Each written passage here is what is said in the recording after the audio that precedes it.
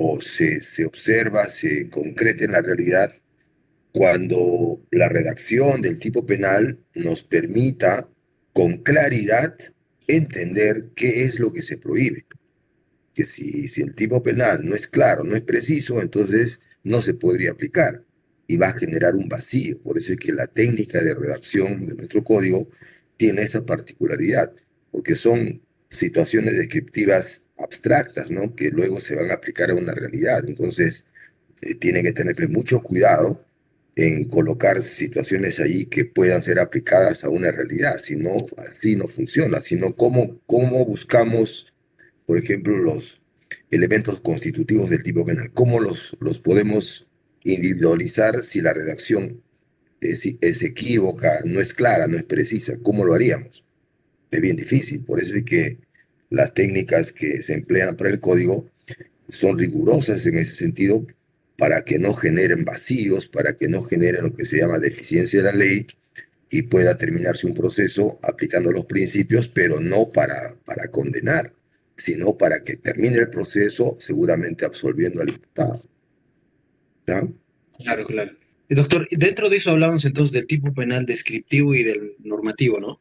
Claro, eso ya lo vemos cuando analicemos ya la tipicidad, ¿no es cierto? Cuando ya en su momento entremos a ver lo que es la teoría del delito, ahí se analiza a los elementos del tipo penal. Entonces, ahí la descripción la vamos a separar en dos niveles, ¿no? Cuando se trata de un caso muy sencillo, donde la norma es clara, es precisa y nos permite entender sin ninguna dificultad.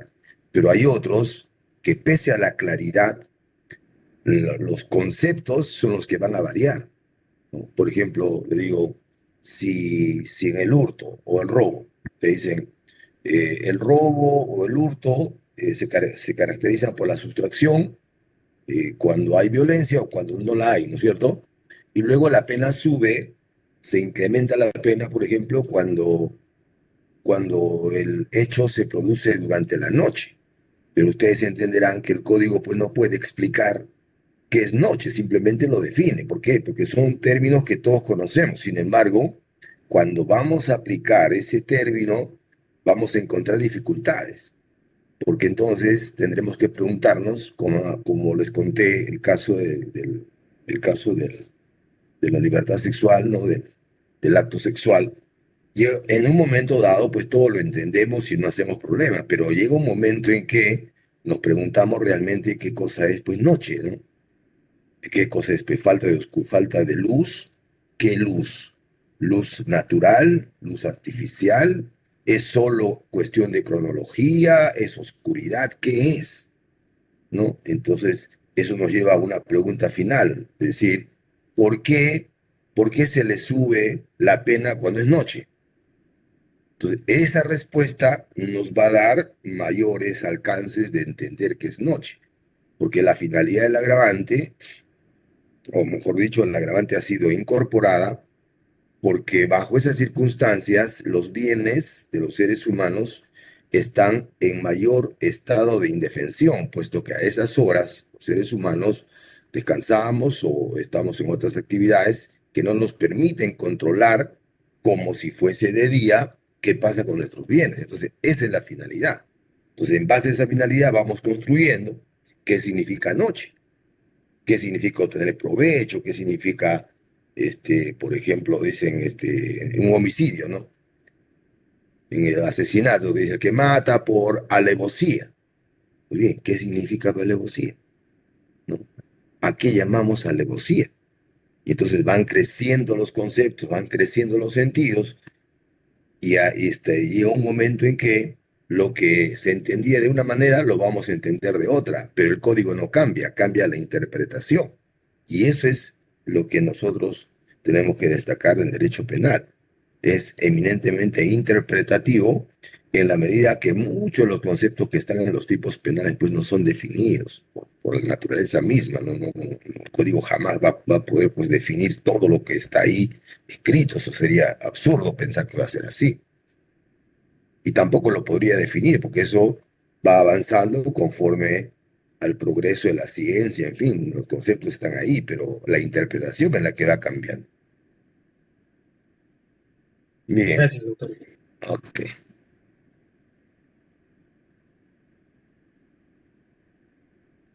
¿No hay nada más que necesiten saber de esto?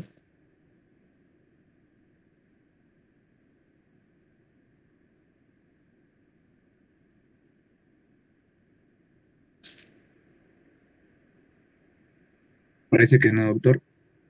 Bueno, entonces siendo así, lo que como conclusión diremos que el principio de legalidad, tal como está escrito en el artículo segundo, no nos sirve. Solamente nos va a servir cuando comprobemos que se dan esas tres situaciones que hemos descrito. Las penas, todo eso tiene que estar de manera clara. O sea, no se puede entender si es que la pena tiene que estar en el tipo penal. Si no está en el tipo penal, no puede ser aplicado. Porque claro, el artículo 29 y siguientes tiene las penas que se aplican, pero no se puede escoger qué pena. El tipo penal ha colocado ahí la pena que corresponde o las penas que corresponden. En algunos casos ustedes van a ver que hay pena privativa, hay inhabilitación y hay multa, tres penas. Y en otros solamente una, en otros nos pone una u otra, ¿no? Entonces, todo eso ha sido primero aplicado, o sea, ustedes recordarán, ¿no? El principio de proporcionalidad. El principio de proporcionalidad se determina bajo la exigencia de que a una acción determinada corresponde una pena que sea razonable, ¿no? De acuerdo a la gravedad. Entonces, ese principio de proporcionalidad tiene dos niveles de aplicación. Un primer nivel lo utiliza el legislador, el que construye la norma. Una vez que está construida la norma, ahora el principio de proporcionalidad lo va a utilizar el juez para imponer la condena que corresponda dentro de los límites que le da la norma, ¿cierto? Hay un marco punitivo. Entonces, ese principio, como digo, tiene pues doble naturaleza jurídica, ¿no?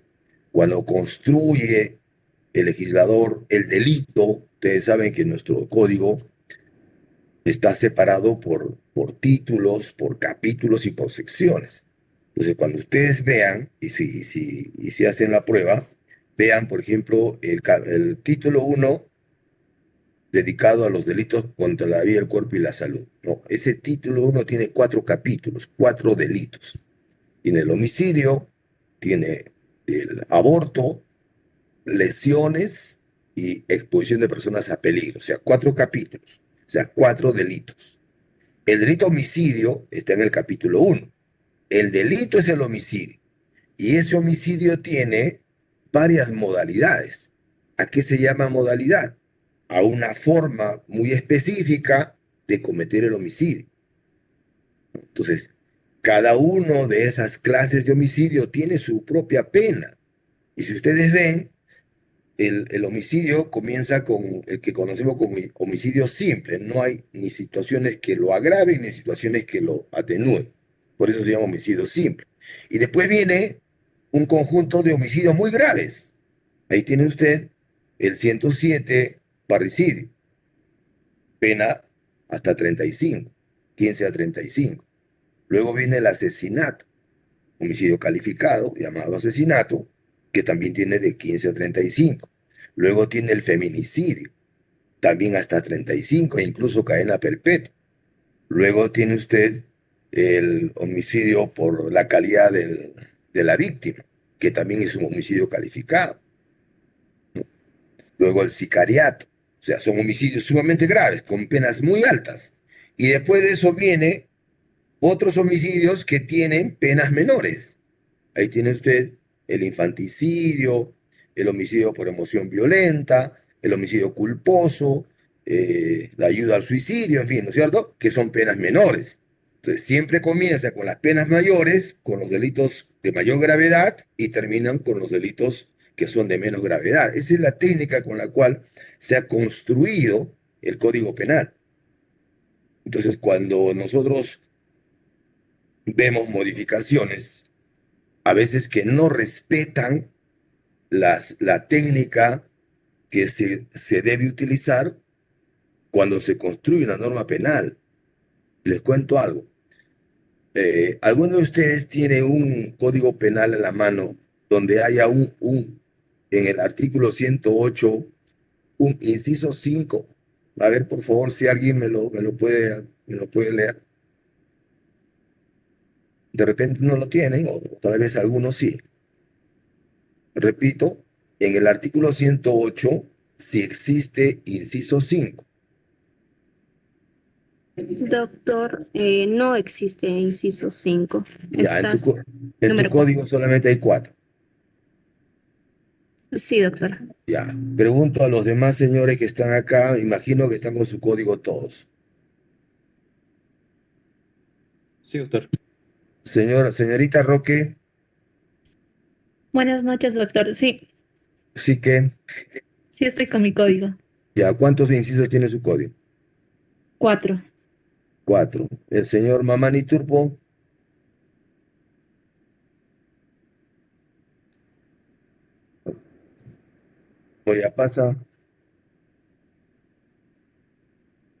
Oyapasa Flores, Doctor, buenas noches. Igualmente. señor, Doctor, señor Moyapasa,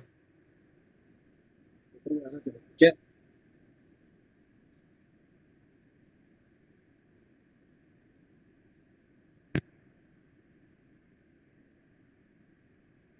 ¿no está bien con su audio o no está usted? Doctor, buenas noches, ¿me escucha? Ahora sí. A ver, ¿cuántos incisos tiene su artículo? El 108, doctor, ¿verdad? No sé, pues, señor, ¿de qué estamos hablando?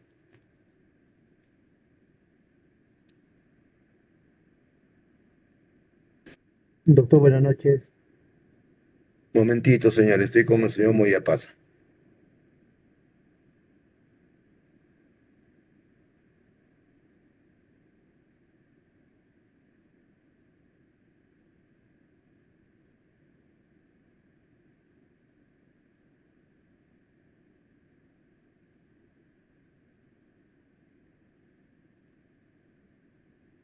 Bueno, señores, hemos hablado claro, ¿no? Mire usted, mire usted a su compañero. A ver, dígame, ¿quién lo obliga a participar o a estar en un lugar donde él no quiere estar? ¿Quién lo obliga? ¿Por qué? ¿Por qué tiene que conectarse si no tiene intención de participar?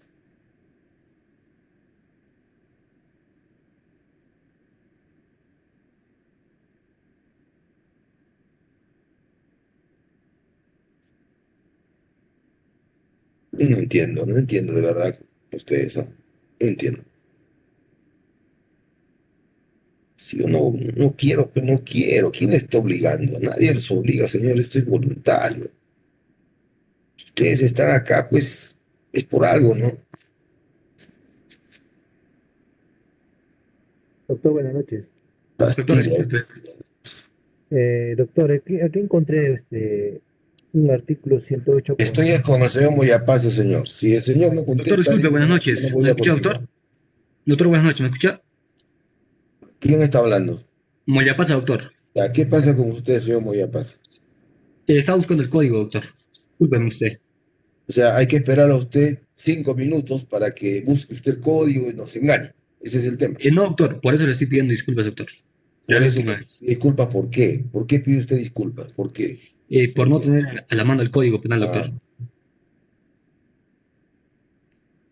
¿cuántos artículos tiene de su 108? 4, doctor. A ver, lea usted el último inciso.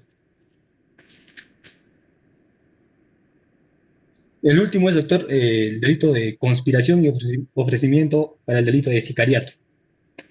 ¿Se dan cuenta, señores, lo que está hablando su compañero? Está engañándonos, pues, está engañándonos. Es absurdo lo que está diciendo. Absurdo.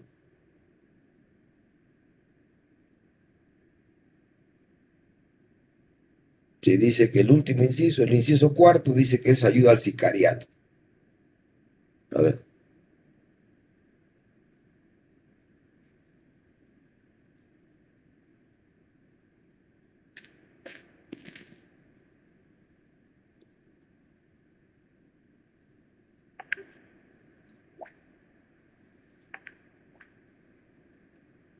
El inciso 4, doctor, por fuego, explosión o cualquier otro medio capaz de poner en peligro la vida o salud de otras personas.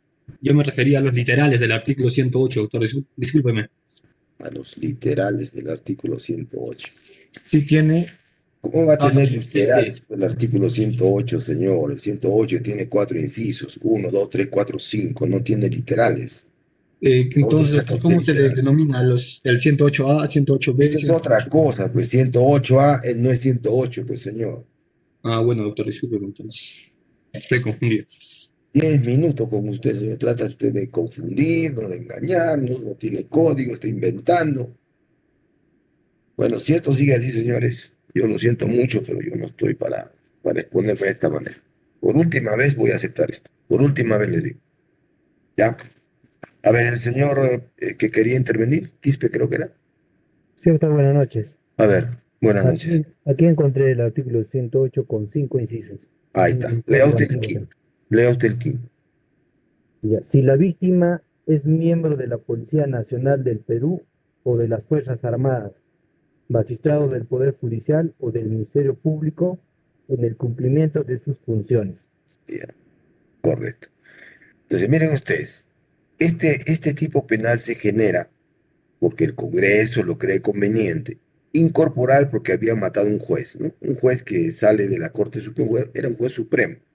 Un juez supremo sale de la Corte de su trabajo a las 12 horas del refrigerio y se encuentra con su hermano al frente en el Jirón Lampa, casi el lateral del Palacio de Justicia, y llega un fulano en una moto e ingresa al lugar donde está almorzando con su hermano y le mete 2 disparos y lo mata. Entonces, a raíz de ese homicidio es que el Congreso ve grave que se mate a un juez y agregan al policía y lo colocan como inciso 5, código del artículo 108. Entonces, aparentemente pues no hay problema, ¿no?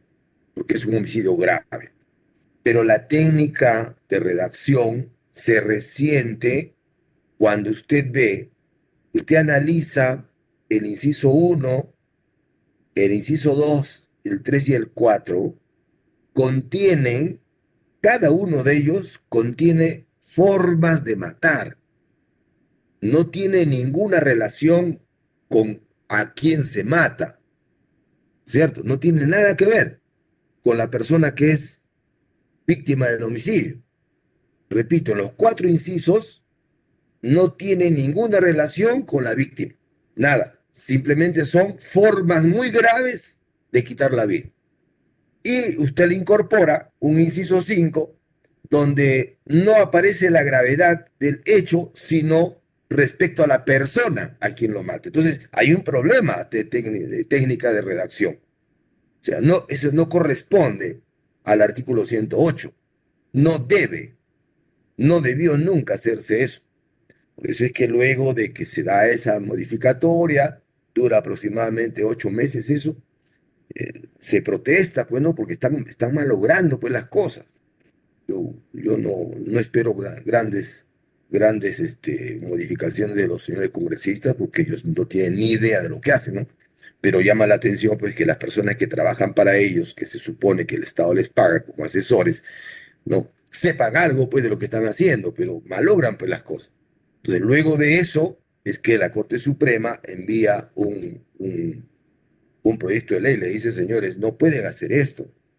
Estamos de acuerdo, cuando se mata un policía, un magistrado, por las razones de serlo, es grave, debe ser homicidio calificado, pero usted no lo puede incorporar pues donde quiera. Entonces, que usted va a poner también en el 107, último párrafo, va a poner ahí asesinato del juez, donde usted quiera, no puede ser.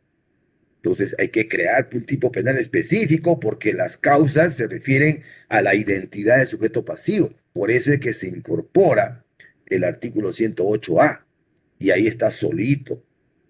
¿Ve? Son técnicas que tienen que respetarse, pues, porque si no es así, nos traen problemas a la hora de aplicar. Muy bien. ¿Alguna pregunta?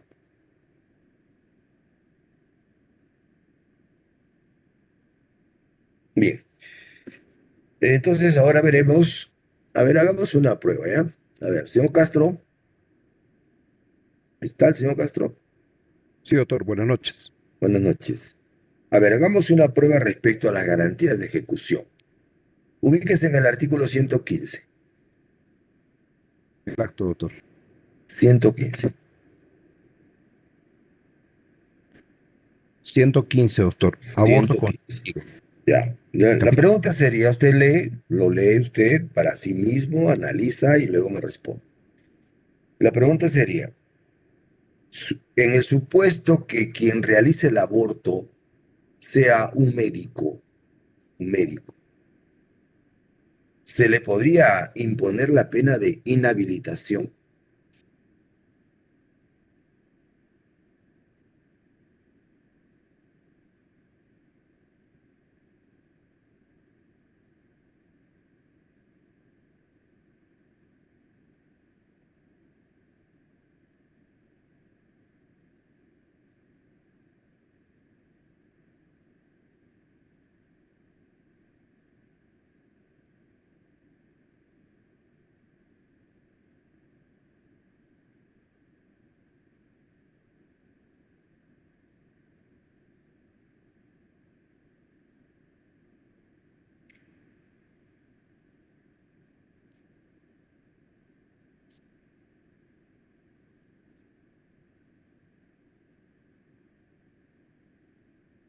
Doctor, a la pregunta Dígame. que usted me señala, que si se le puede sancionar con inhabilitación al médico practicante de este, no lo señala explícitamente el Código Penal, porque no señala la condición del que va a practicar el aborto. No dice eso. Entonces sería una norma no descriptiva, sería normativa. Habría que hacerle la interpretación del mismo. Además que la suspensión la A ver, debe a hacer ver. el colegio Mire, no médico. se complique, señor Castro. No se complique, mire. Estamos analizando el principio de legalidad, de acuerdo a lo que he explicado en la clase anterior. Sobre lo que usted ha entendido en la clase anterior, haga su respuesta, no se complique. Ya eso es lo normativo, ya lo veremos después. No, no señala la suspensión del ejercicio de la profesión, doctor. Entonces no se podría aplicar. Para el caso no, doctor. Está correcto. La señorita Chambi, ¿qué dice?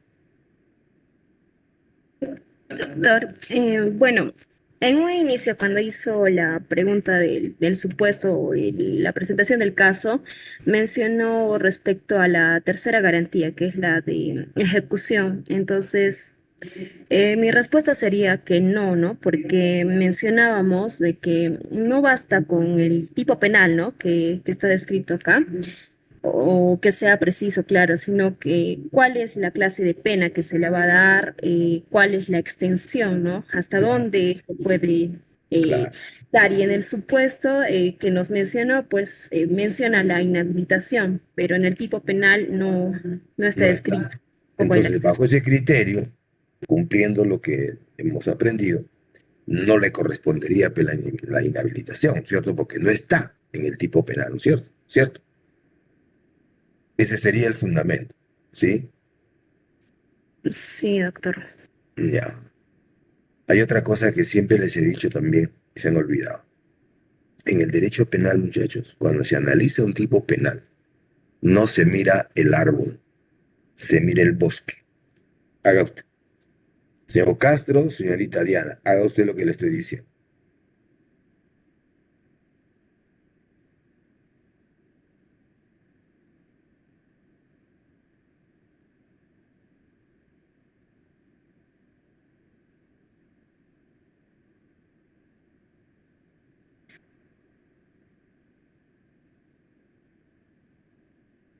Sí, doctor, efectivamente el artículo 117 menciona, ¿no? El aborto agravado por la cualificación del sujeto Ah, activo. ya, pues claro. Y finalmente Ya menciona, ven, ¿no? sí, La entonces sí se inhabilitación. puede, sí se puede. Por eso yo no me canso de repetirles. Nunca, nunca, háganme caso, pues, nunca se limiten a responder preguntas solo con el artículo del cual están leyendo. Eso es un error. Siempre tenemos que ver el resto, porque por técnica legislativa también se hace esto. O sea, al final de los artículos, ahí te ponen uno para que se apliquen a varios. O sea, la técnica es no repetir, pues no redundar. Porque si no hubiese ese artículo, señorita, el 117, en el artículo 115 y en el 116, en los dos tendría que decirse, además de la pena privativa, inhabilitación. Y el código pues no repite, por eso se lo pone al final o en el medio. O sea, siempre tienen que hacer eso.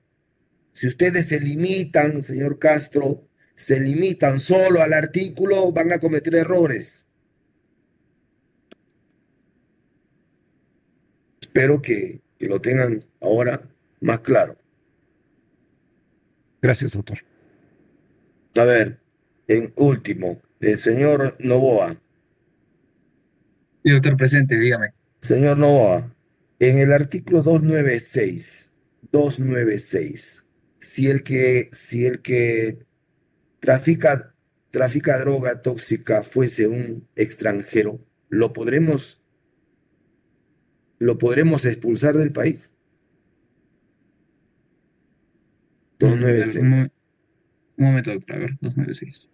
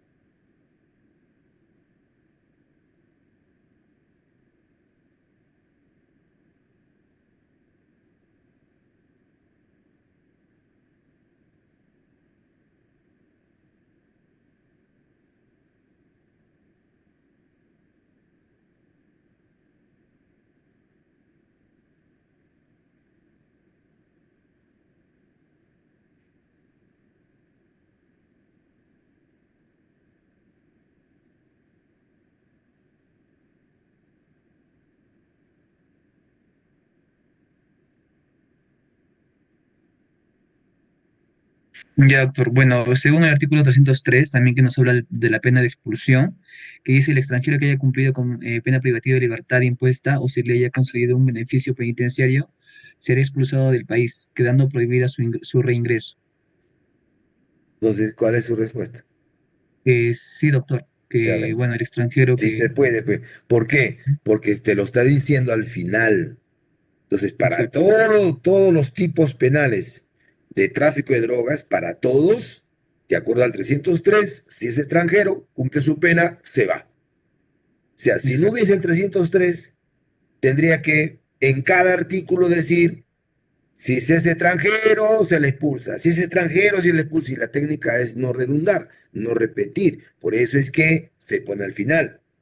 Entonces, si ustedes se limitan solo a leer el 296, van a decir que no se puede.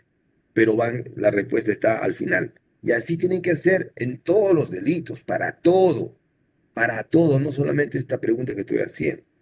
Cualquier análisis, señores, se hace mirando el bosque, no solo el artículo, porque se van a encontrar con otras cosas por ahí. ¿Ya? Doctor, Muy bien. ¿Alguna pregunta? buena pregunta. Doctor, solo como aclaración, cuando considerábamos el bosque, en mi mente está que, claro, si hablamos de un capítulo, miramos todo el capítulo. Así Pero en es. este caso hablamos de sección, entonces solo miramos toda la sección, ¿verdad? Claro, Miramos pues, toda donde esté el tipo penal, la sección, ahí tú ubicas. Si es capítulo, si el tipo penal está en un capítulo, lees el capítulo. Si está en una sección, lees la sección. No te vas a equivocar. Doctor. Así Gracias, es. gracias. ¿Ya? Muy bien. Ahora entonces, si no hay más situaciones acá, vamos a ver el otro ya, el principio de lesividad. El principio de lesividad o de principio de protección de los bienes jurídicos que está en el artículo 4. Aquí llamamos un bien jurídico. Los bienes jurídicos son intangibles, no se pueden tocar, ¿cierto? No son objetivos. Se llaman bienes jurídicos a los derechos que tenemos todos como ciudadanos y que el Estado tiene la obligación de proteger en la medida que esta protección exista, alguien pues va a tener que ser sancionado si es que ese bien jurídico es dañado. Entonces, el principio es ese, ¿no? Determinar a qué llamamos un bien jurídico. Un bien jurídico no es una cosa, es un derecho. Derecho tutelado por el Estado. Y ahí tenemos, ¿no? En la Constitución tenemos la gama de derechos que tenemos fundamentales, derechos económicos, derechos laborales, derechos a la salud, sociales, en fin. Todos esos derechos en el ámbito penal, bajo el criterio de la denominación, se llaman bienes jurídicos. Entonces, este artículo que nos dice, se está diciendo que nadie podrá ser sancionado si es que no existe previamente un bien jurídico que esté tutelado. Segundo, una vez que usted ubique que el bien jurídico existe, ahora tenemos dos posibilidades de sanción. La primera, cuando el bien jurídico ha quedado lesionado. ¿A qué se llama lesionar? Lesionar se llama a cuando el bien jurídico se menoscaba totalmente. Es decir, el ataque al bien jurídico lo ha eliminado al derecho. En otras palabras, estamos hablando de cuando el agente obtiene su propósito. O sea, si el delito es homicidio, tiene que existir un bien jurídico, ¿no es cierto? El bien jurídico, ¿cuál es? El derecho protegido. ¿Cuál es el derecho protegido? El derecho a la vida. Entonces, es la vida de la persona, el bien jurídico. Entonces, ¿cuándo queda lesionado? Lesionado queda cuando existe el menoscabo total de ese derecho a vida. Quiere decir que el agente ha obtenido su propósito. La persona ha fallecido. Ahí hablamos de lesión. La otra posibilidad es cuando el bien jurídico no ha sido lesionado, no ha desaparecido totalmente, sino que por lo menos, dice la norma, ha tenido que ser puesto en peligro de manera real y concreta. Es decir, no es una situación utópica, es algo que va a ocurrir, que es posible que ocurra, que es probable que ocurra. Solo así podemos entender que existe peligro, siempre que, repito, este peligro sea real. Si ese peligro no es real, no puede pasar, entonces no puede haber responsabilidad penal. Repito, en términos prácticos, se lesiona el bien jurídico cuando se ha consumado el hecho. La consumación, ¿qué cosa es? Obtener el resultado final, la desaparición total del bien jurídico. Y cuando no pasa eso, la otra posibilidad es que se le haya puesto en peligro, inminente, probable, real. ¿Y cuándo ocurre eso? En la tentativa. Entonces, no es siempre que los delitos van a ser sancionados. Entonces, en base a lo que estoy diciendo, a ver, yo le digo,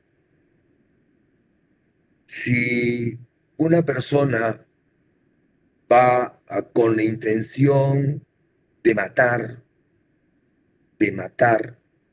a ver, conversamos con la señorita Canasa Chan. Canasa Chan. Sí, doctor, buenas noches. A ver, señorita, imagínese usted que el agente planifica matar, vengarse de alguien. Él señala, hace a los estudios correspondientes y dice, bueno, el viernes es el día que este señor es vulnerable. ¿Por qué? Porque como es abogado, hace los viernes jurídicos, llega a su casa a las 12, 1 de la mañana, ebrio, y entonces es muy fácil, calculo que está dormido, ingreso, le meto 2 tiros y lo maté. ¿Está? Entonces, eso es lo que va a ocurrir. Le hace la guardia, llega la víctima a su casa, 1 de la mañana, está totalmente ebrio, ingresa a su habitación, a su departamento, calcula media hora, ya está dormido, ingresa el agresor, lo ve dormido, efectivamente, le mete 2 tiros en la cabeza y lo mató. Sin embargo, la necropsia va a determinar que no ha fallecido por los disparos, sino que falleció previamente por un coma etílico. ¿Usted qué piensa? ¿Habrá responsabilidad penal por homicidio? No, doctor. A ver, ¿por qué no? Como usted mismo ya lo dijo, que ha muerto antes que ya se ha imaginado el que ya lo ha disparado. Después de eso, o sea, antes ya ha muerto. Entonces, yo creo que no hay ningún tipo de homicidio ahí. Ya, y la intención que él tiene, todo eso no va a tener mayor significación entonces. No, no. Bueno, no, doctor. No creo. Ya, muy bien. Vamos a escuchar a otro compañero. A ver, señor Chukimamani, Doctor, buenas noches. buenas noches. ¿Qué dice usted, señor?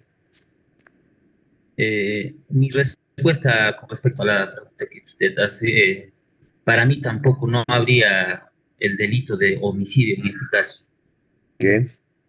porque la víctima habría fallecido más antes, ¿no? Por eso considero que no hay homicidio. Ya, pero, o sea, la respuesta es suya y la señorita tiene razón, pero tenemos que emplear el término adecuado. O sea, ¿cuál sería la razón técnica adecuada para decir no hay responsabilidad penal? Porque no se cumplen, ¿no? Los elementos, en este caso no constitutivos. ¿No se cumplen qué? Los elementos constitutivos, le decía, doctor. No, es que ya se está usted yendo más allá. Al inicio nomás es el tema. A ver, ¿alguien captó? ¿Cuál sería la respuesta técnica para decir que no hay responsabilidad? Doctor, en este caso sería, ¿no? Que eh, no sé, se me ha ido la idea, doctor. Ya la recuperará. Doctor, Bueno, es muy fácil. A ver, disculpe, señor en Castro. este, Señor Castro, Doctor, ya no habría homicidio porque el bien jurídico protegido ya no existía, doctor. correcto. Ese es el término. O sea, ya no hay bien jurídico. Pues por eso es que cuando se analiza un tipo penal, ¿no es cierto? Lo primero que hacemos en el esquema, ¿cuál es? Bien jurídico. Bien jurídico, ¿cuál es? La vida, es el derecho, ya está. Ahora tenemos que encontrar pues, el bien jurídico acá. Entonces, si la persona ya está muerta, no hay vida, no hay bien jurídico. Si no hay bien jurídico, ¿cómo puede haber lesión? ¿Cómo puede haber puesta en peligro si el bien jurídico ya no existe? Esa es la razón técnica, el nombre que debemos nosotros mantener. No hay responsabilidad penal porque no hay bien jurídico, pues. Listo. Por ejemplo, hay personas que lo mataron, ya está muerto y lo descuartiza. El descuartizamiento ya no tiene nada que ver con el homicidio, porque ya no hay vida, pues, salvo que se demuestre, bajo las pericias correspondientes, que cuando lo han cercenado, todavía está con vida. Ahí sí. Pero si ya no hay vida, ya no se puede tomar en cuenta eso como parte del homicidio. ¿Por qué? Porque ya son hechos posteriores. ¿Ya? Muy bien, vamos a detenernos 5 minutos. Ya hemos llegado a la primera hora y regresamos, ¿ya? 5 minutos. Gracias.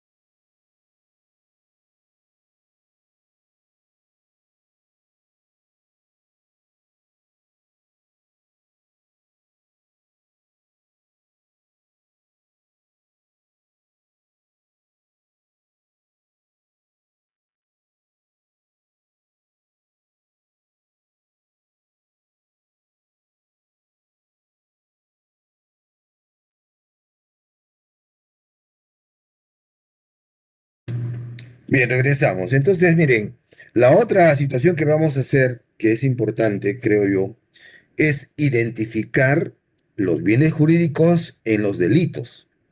Entonces, yo quiero ver cómo van en eso, ¿ya? Vamos a hacer algunas pruebas. A ver, la señorita Roque Medrano,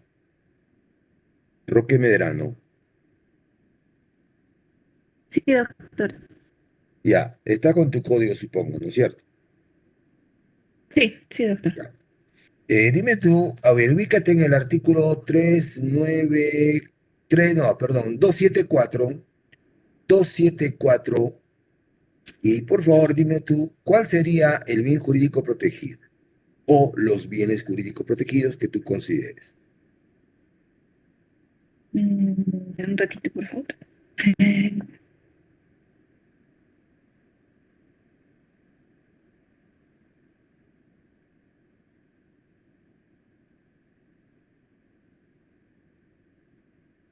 Ah, muy bien, señor Pablo César, lo estoy viendo. Muy bien.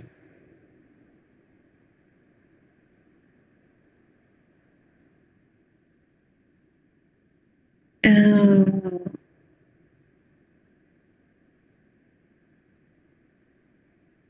el bien jurídico sería la seguridad pública.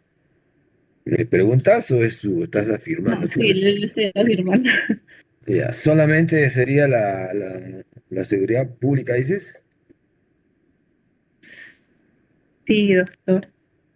¿Segura? ¿O estás dudando?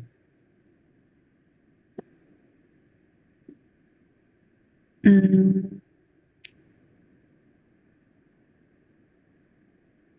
A ver, señor Champi, ¿usted qué dice? En el artículo 174, doctor, precisamente estaba 274. viendo eso. Sí, sí. 274.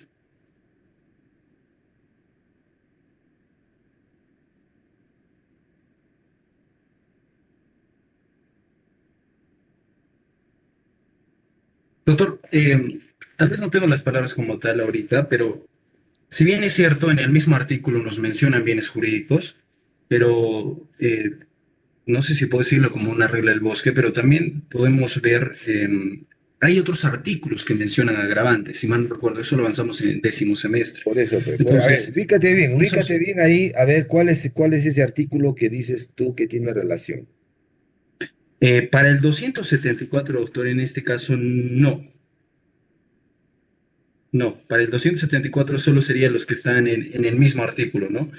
Ya para otros sí hay mención en otros artículos sobre bueno, agravantes, por tanto, más bienes jurídicos. A ver, por ejemplo, en el 273, ¿cuáles serían los bienes jurídicos?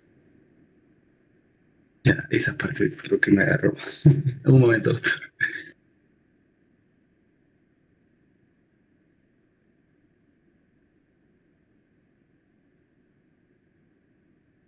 La seguridad pública sería lo primero. Ya, Sí, y de ahí también tendríamos eh, la vida, teniendo en consideración la agravante considerada en el 275. ya, Eh, tengo esas, doctor. Tengo esas. le falta una.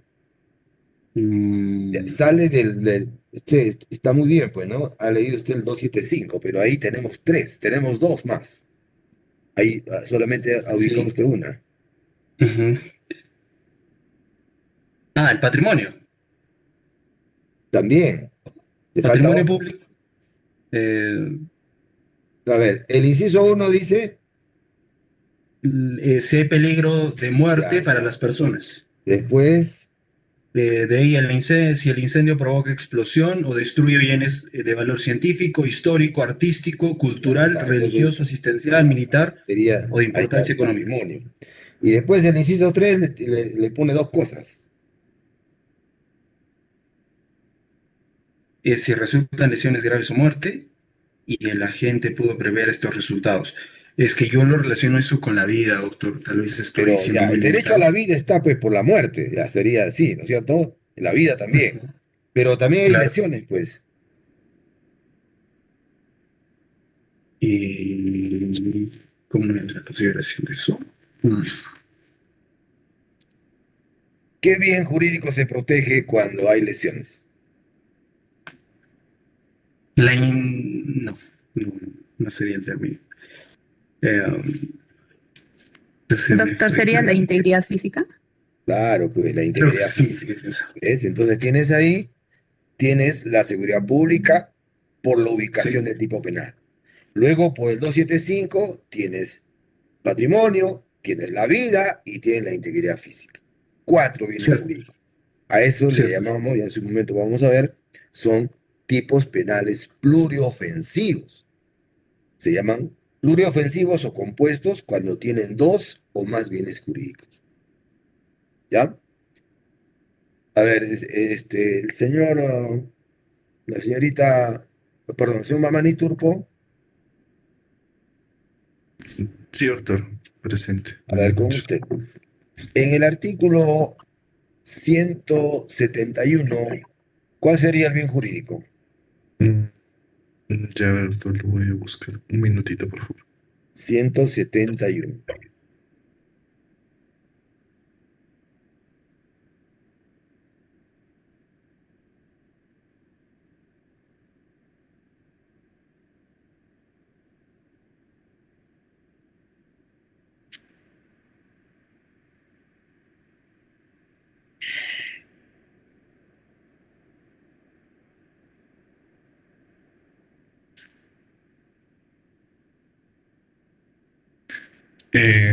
Ya, doctor, ya lo leí.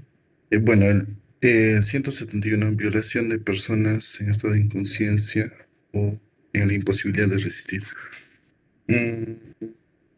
Bueno, en este caso, el bien jurídico protegido sería la libertad sexual. Ya, nada más, ¿no?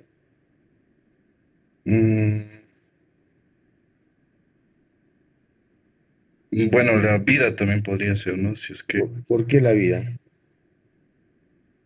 Bueno... ¿Por qué sería la vida? Si es que se considera quizá las agravantes, ¿no? Por ejemplo, en caso de que se cause la muerte, por ejemplo. ¿Cuál agravante? ¿De dónde saca usted el agravante? ¿Ahí en el artículo hay agravante? No, en el artículo precisamente no. Entonces, ¿de dónde lo saca, pues? Principio de legalidad, ¿no es cierto? Recuerde, pues hay un principio de legalidad. Si no está escrito, no vale. ¿De dónde saca usted eso? Está en el artículo 77, ¿no? Sería... 77. 177. Ah, ahora sí. Entonces, claro, pues si vemos el 177, vamos a encontrar más bienes jurídicos y los vamos a incorporar. Entonces, eso es lo que hay que hacer. ¿Se da cuenta? Porque si solo hablamos del 171, sería pues la libertad sexual nada más. Pero si vamos al 177, traemos 2 más 3 bienes jurídicos adicionales. Entonces, siempre hay que hacer eso. Siempre hay que estar buscando en los otros si hay relación o no hay relación. Eso es muy importante. Por eso es cuestión de habituarse nomás. Nunca confiarse en el mismo artículo. Siempre hay que ver los otros que tengan relación para encontrar, adicionar bien jurídico, adicionar agravantes, en fin, lo que corresponde hacer. Es muy, muy importante este artículo, principio de lesividad. Otra cosa, este principio de lesividad es uno, pues, de los, como dije, de los principios rectores, ¿no?, del derecho penal peruano. A raíz de este artículo existe el artículo 17. El artículo 17 es lo que conocemos como tentativa inidónea o delito imposible.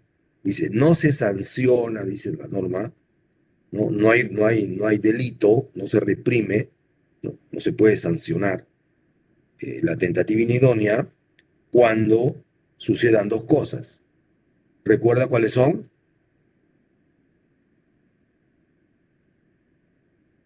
A ver quién lo ubica. 17.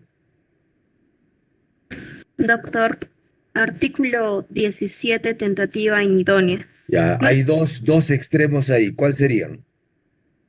A ver, por la ineficacia absoluta del medio empleado o absoluta impropiedad del objeto. Ya está. Impropiedad absoluta del objeto. El objeto es decir, ¿qué cosa es lo que quiero? Quiero matar. Muy bien. ¿Cómo puedo matar a un muerto? ¿Ves? No se puede, pues. Por eso es que te dice tentativa inidónea. No se sanciona. ¿Por qué? Porque el artículo 4 te ha dicho que no se puede. Ahora, el otro es cuando el medio es totalmente ineficaz. El medio con el cual vas a cometer el delito es ineficaz. Por ejemplo, un revólver que no esté cargado, que no tenga balas. ¿Cómo puedes cometer un homicidio con un revólver que no tiene cartucho? Aunque la gente no lo sepa. O incluso pueden estar las balas vencidas. No puede, pues, imposible. O sea, el medio es ineficaz, totalmente ineficaz para producir la muerte. Ahora, salvo, pues, que por la impresión del arma la persona fallezca, ahí sí la cosa cambia, ¿no? Pero el arma en sí es ineficaz para producir la muerte.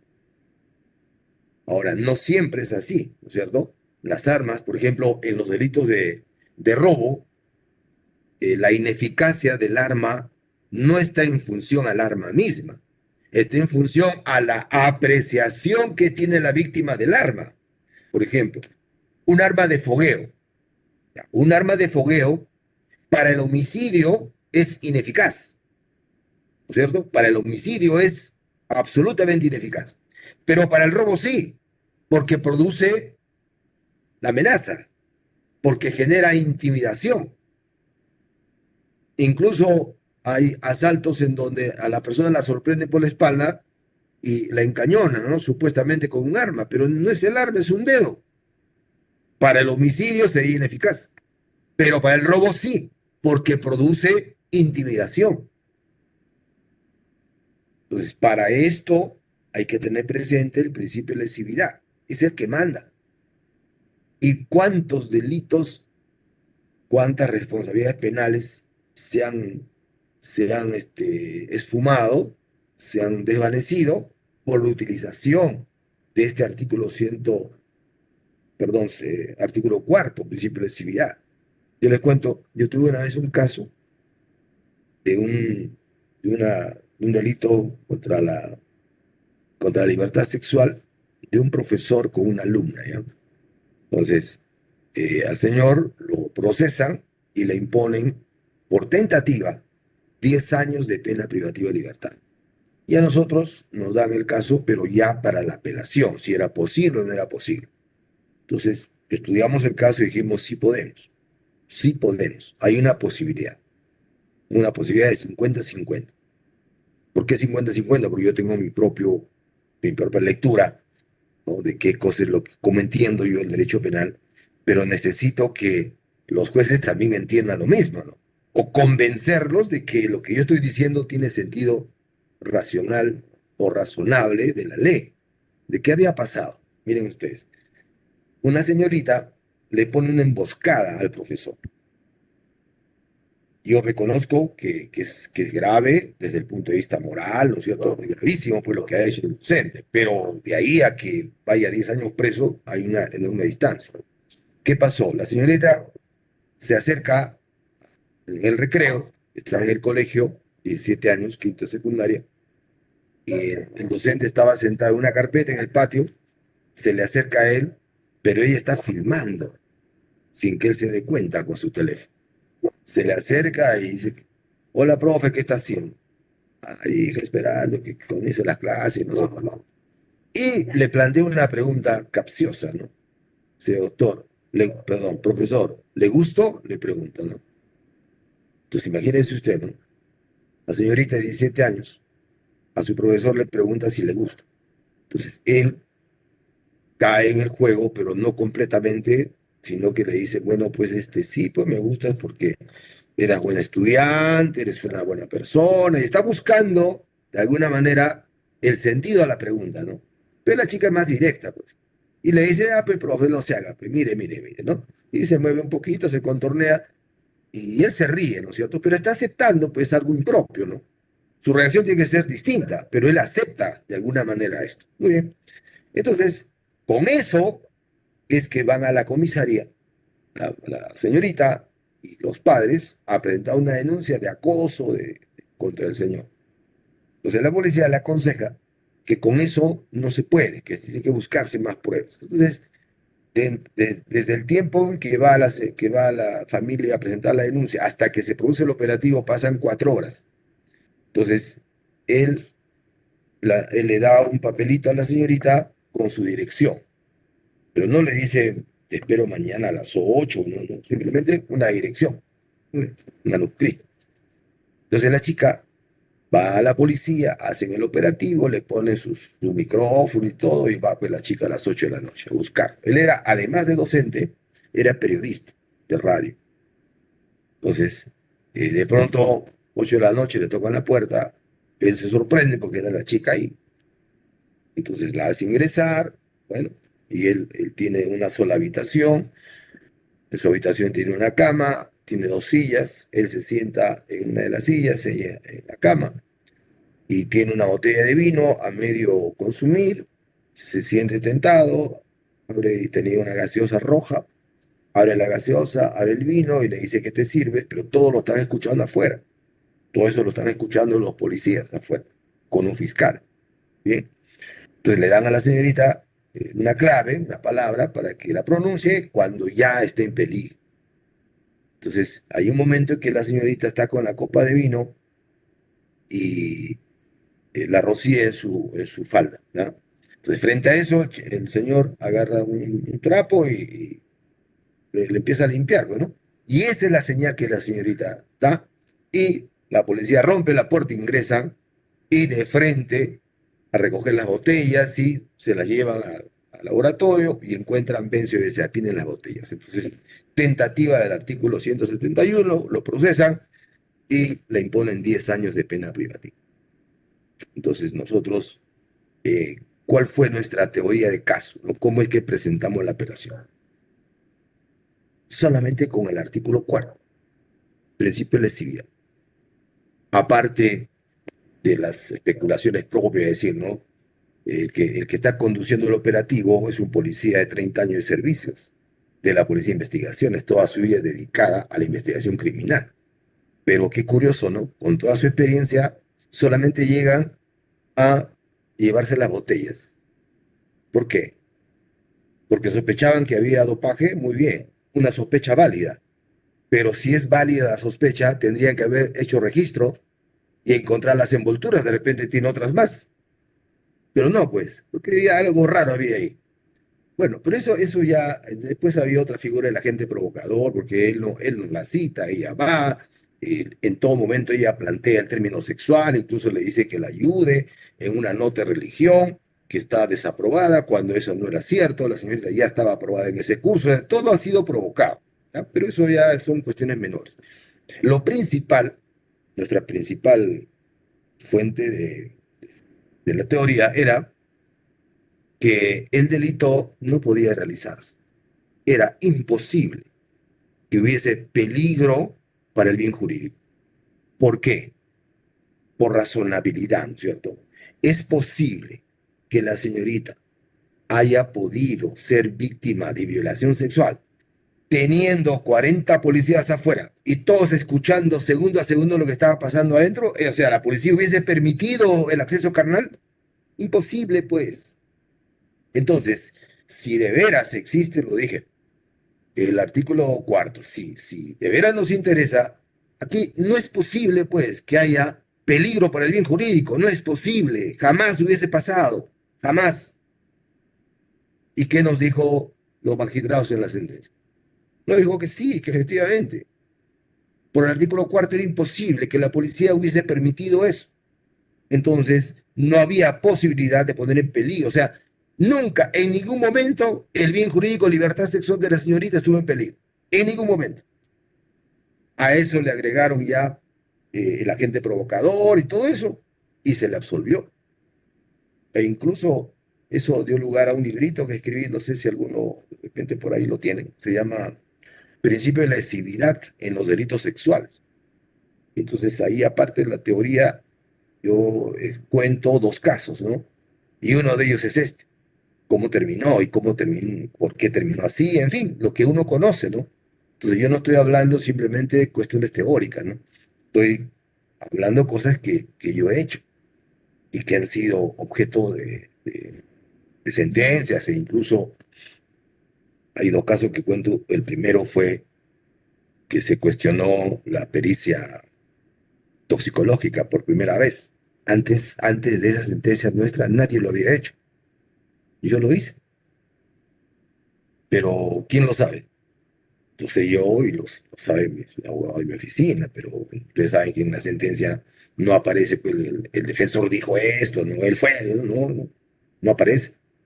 Por eso es que lo cuento en el libro y ahí está, cómo se realizó eso. Y en el segundo caso, que es parecido, lo encuentra el mismo perito que hizo la primera. Entonces, para mí fue muy fácil cuestionarlo y por eso y otras razones se absolvió. De manera que si ustedes le dan importancia al principio de lesividad, van a resolver muchos problemas con eso. Van a resolver muchos problemas. Bien, ¿alguna pregunta?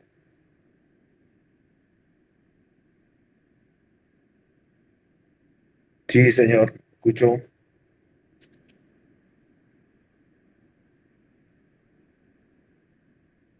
Sí, señor Castro, ¿usted levantó la mano o me equivoqué?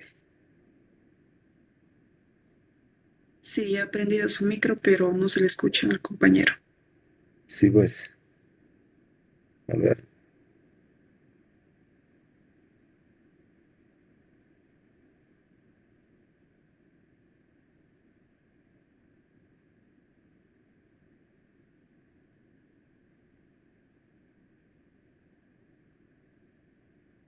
¿No está su audio? ¿No está bien, señor Castro?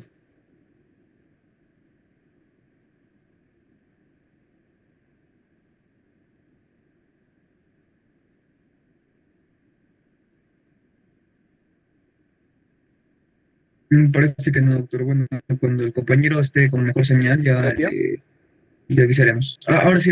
Alejandro, se te escucha un poco. Habla más fuerte, por favor. Ahora sí, ¿no? Se escucha. Listo. Problema. La red. Doctor, mi consulta era sobre la exposición al peligro común o el peligro común. En ese sentido, la lesividad en el bien jurídico protegido en la posición común, me refiero cuando, más que nada, cuando hay obras ¿Cuándo hay qué? públicas ¿Cuándo hay no qué? concluidas, cuando hay obras públicas no concluidas, doctor.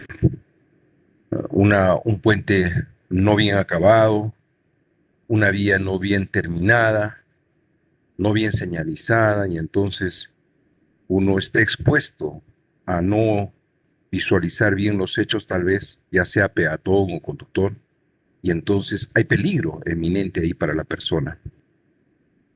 ¿Eso cómo se configuraría? Porque me queda un poco difuso, muy difuso los conceptos que hay incluso en la jurisprudencia del mismo, doctor. Bueno, ahí tiene usted los artículos. Cuando hay ese tipo de situaciones, el análisis pasa por ver, pues, en cuál de los artículos del 273 y siguientes, dónde estaría el caso que usted está narrando. Usted tiene su código a la mano. Sí, doctor. A ver, ubique usted del 273 y siguientes, ¿dónde estaría esa figura?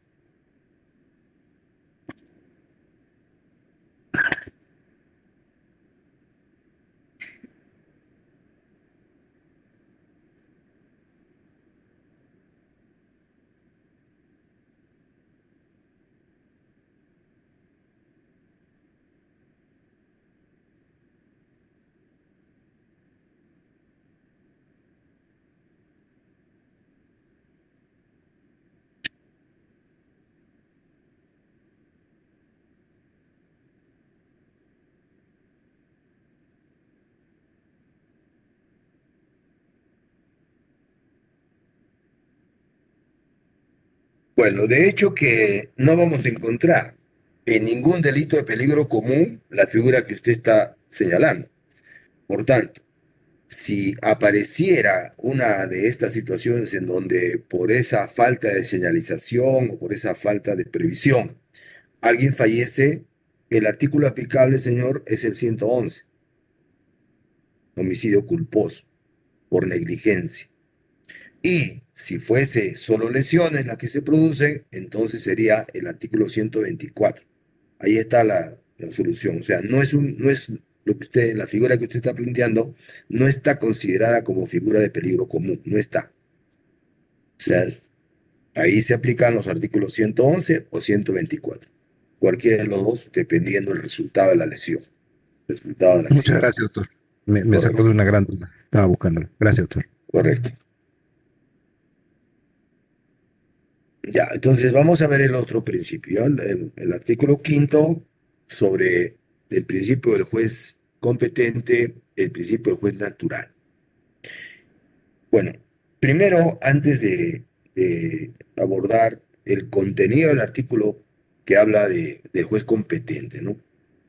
Antes del juez competente, tenemos que remitirnos a la figura del juez natural. ¿A quién se llama juez natural?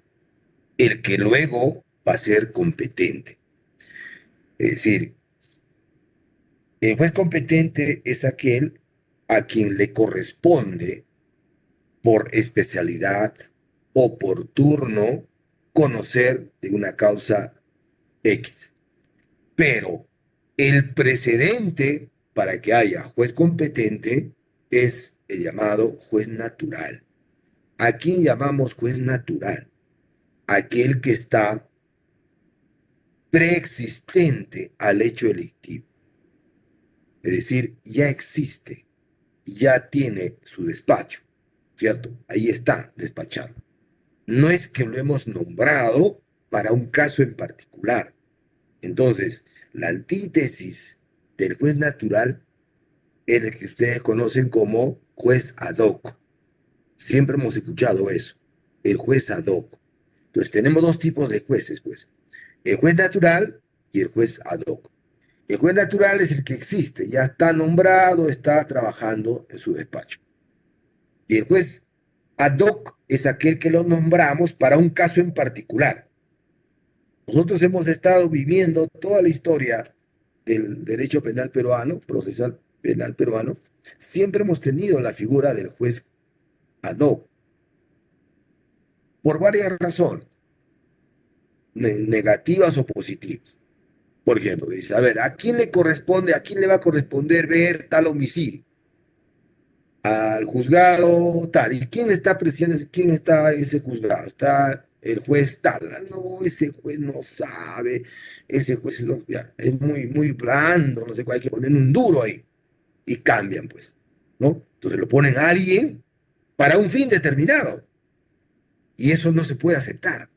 Entonces, cuando ya nosotros hemos entendido que el derecho procesal peruano es acusatorio, ya lo hemos entendido, entonces naturalmente que hemos aceptado que no pueden haber ya jueces ad hoc en el Perú. Siempre tiene que ser juez natural. Y eso desde el 91, ¿ah? Del 91, pero nunca lo hemos entendido.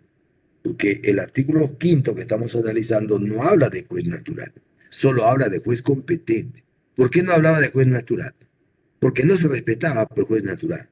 Siempre manejábamos el juez ad hoc, siempre. Sobre todo para crímenes emblemáticos o magnicidios, ¿no? Yo recuerdo, por ejemplo, cuando yo estaba estudiando, se produjo la muerte de Luis Banquero Rossi. ¿Recuerdan alguien de ustedes quién era Luis Banquero Rossi? A ver, señor Castro, si nos ayuda. Luis Banchero Rossi era un magnate de la industria pesquera, doctor. Correcto. Millonario, Era él era rey el de la dueño, industria ¿no? pesquera. El dueño de la harina de pescado en el Perú. El Perú ha sido el primer productor mundial de harina de pescado, en razón de la eficacia que tenía este señor Banquero Rossi, dueño de todas las flotas que pescaban anchoveta y tenía la fábrica de harina de pescado. Y él se enfrentó pues al poder militar cuando hubo hubo el gobierno de Velasco y luego el gobierno de el segundo Morales Bermúdez, ambos pues lo quisieron nacionalizar. ¿Y quiénes se opusieron? No se opuso Banquero Rossi, se opusieron los lancheros. O sea, el personal obrero que trabajaba para Banquero se opuso y fueron los defensores de él. Entonces nunca pudieron ir contra Banquero. Y al final, ¿qué pasó? Que estando él en un 31 de diciembre, fecha de Año Nuevo, se fue a Chosica a pasar su Año Nuevo ahí con su pareja, ¿no? No era su esposa, era su pareja, nada más. Cesarego se apellidaba la señora, ¿no? María Eugenia Cesarego, que después fue abogada, era su secretaria privada, señor. Se fueron a Chosica a pasar ahí su noche de Año Nuevo. ¿Y qué pasó? Que el hijo del dueño de esa casa que cuidaba, ¿no? Porque esa es casa de verano, ¿no? Banquero. Entonces, siempre estaba desocupada, pues tenía su guardián ahí. Y el hijo del guardián era el que el que produjo el asesinato. Lo mató Banquero y violó a la señora Eugenia Cesareo. Pero ¿cuál es el problema ahí? El problema es que Banquero Rossi un tipo de casi 2 metros de estatura. 2 metros con 150, 160 kilos de peso, o sea, tremendo hombre, ¿no es cierto? Y la señora Cesareo es una persona de 1,80 y también seguramente con 70 y tantos kilos de peso. Entonces, ¿cómo? ¿Y quién era este señor? No recuerdo su nombre ahorita. José, bueno, su apellido se me fue. Era un flaquito que tenía 1,60 de estatura. Entonces, ¿cómo podía él haber reducido a Banquero? No obstante el arma, ya. Vamos a suponer que con el arma intimidó a Banquero y lo logró amarrar y luego lo mató. Ya. ¿Y cómo hizo para violarla pues a la mujer? O sea, tremenda talla, ¿no?